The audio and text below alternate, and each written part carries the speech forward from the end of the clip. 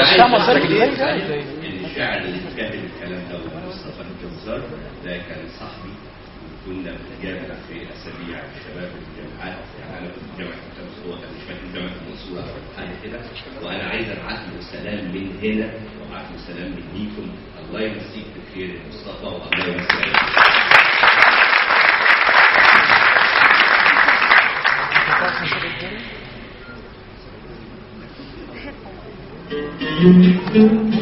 قول يا علي. مرسال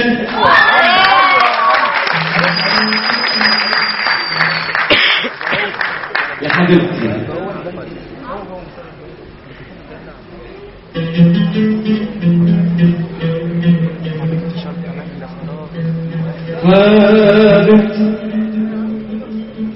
حبيبتي شرطة بين فراغ، وهكتب ليه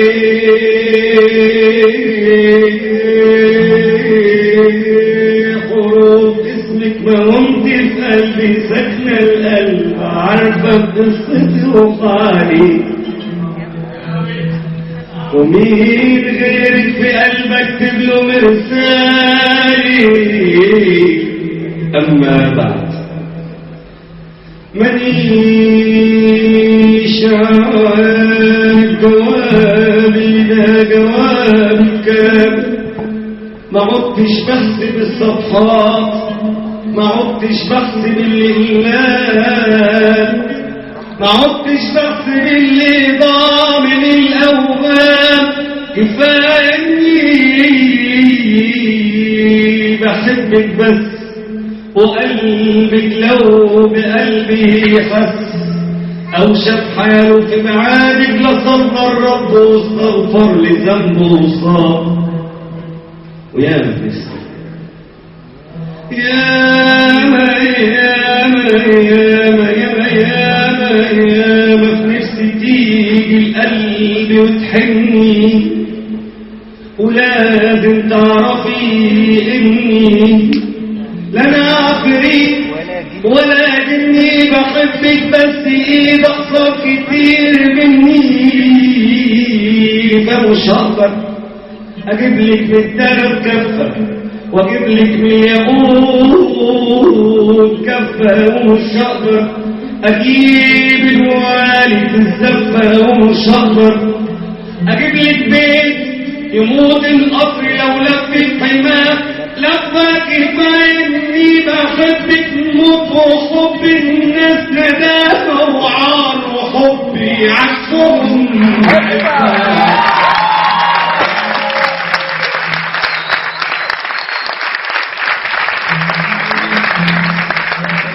يا علي. ولو طرتي لو طرتي فعندي شروط. أنا طبعا بحبك موت، ولكن برضه ليا شروط. أنا عايز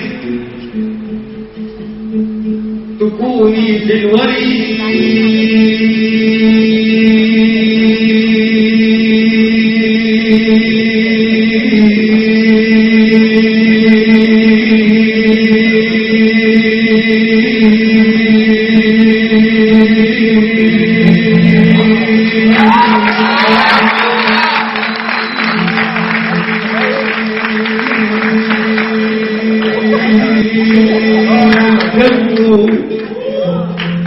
وتبقي في عقلنا همه، وتبقي ورد جوه القلب غير يشوفه يتحسر ولا يشمه. وعايزك تفهميني لو كلامي طويل الرمش، وعايز رمشك الجارح صراط يجرح فؤاد غيري ما يرحمش ولا قعدتي فوق صراط رمشك ولا كبش. وحتى لو وقعت في يوم من الخطة أقع بعينيك واتوضى واصلي ركعتين لله، وابوس مني العينين وامشي لنا طماع ولا الطبع الأنانية. جنايز قلبي راح تفضل ولو طالي بعاد فرحة بحبك قلت لها بالكسر اسمعنا بالفتحة.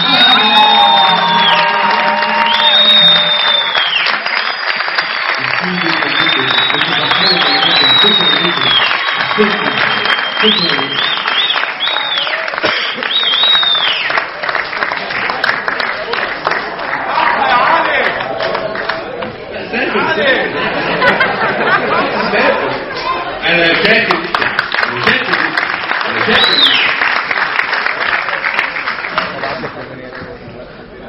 اشوف فيك 6 ايام الجمعه اللي فاتت.